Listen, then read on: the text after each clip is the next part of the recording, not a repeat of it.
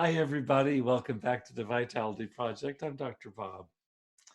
Yesterday, we introduced a homework assignment where I was asking you to reflect on your entire perspective. We called it a three-dimensional perspective, your entire perspective on the impact of the current pandemic and the quarantine. As I acknowledged there, most of us have experienced hardship and limitation, and many have undergone huge loss and tragedy. Let me take a moment here to provide yet another huge shout out. I do it every week here in our Vitality Project videos. In fact, I make a video each week specifically reaching out with gratitude to all of our first responders and our essential workers and their loved ones for supporting all of us through this incredibly stressful time. So thank you all.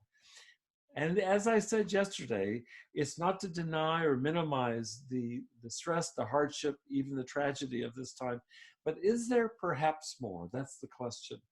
And that was the core of our assignment yesterday.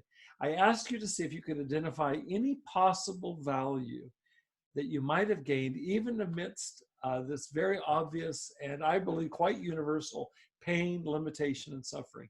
Anything of value that you could come up with. That was the homework assignment. 40 years ago this month, I was just finishing my first year of graduate school, May of 1980. And it was then that I first encountered in depth the writings of a very significant 20th century psychiatrist from Germany. His name was Karl Jaspers. It looks like Jaspers, Karl Jaspers. And Karl Jaspers coined a term, and I read this 40 years ago, that gets translated into English as this: a limit situation. We don't really have an English word for that. That's the best we could do. A limit dash situation. And what he was talking about there is that we encounter in times of severe stress and loss and sometimes devastation, that we have sometimes where we reach the limit of our existence.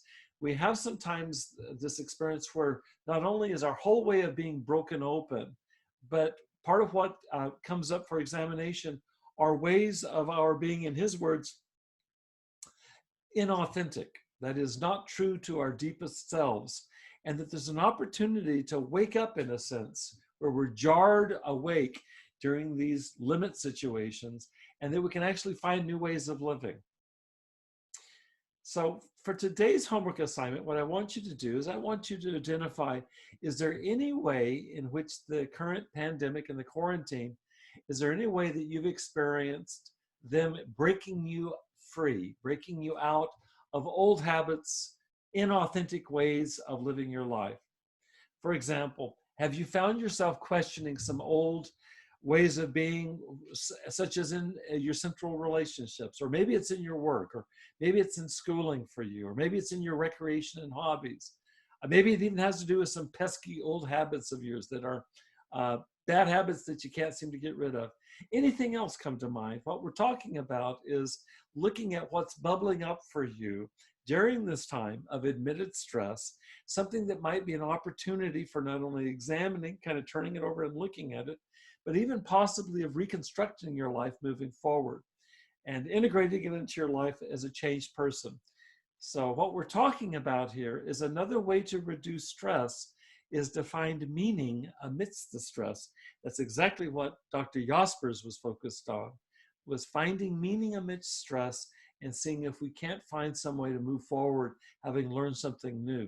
And in doing that, we actually help reduce the effect of the stress by turning it into something meaningful. So that'll be the theme of the next several video and blog posts here, as well as our conversations on Facebook Live. I'd like you to take a few minutes tonight or tomorrow, see if you can identify one possible way in which something has been raised for you that you want to change. An inauthentic way of being, in relationship and work, in hobbies, in old habits. And let's talk about that these next days, okay? Stay well and careful and safe and healthy. And come back tomorrow and join me here at the Vitality Project. I appreciate you joining me. Thanks so much. Take good care.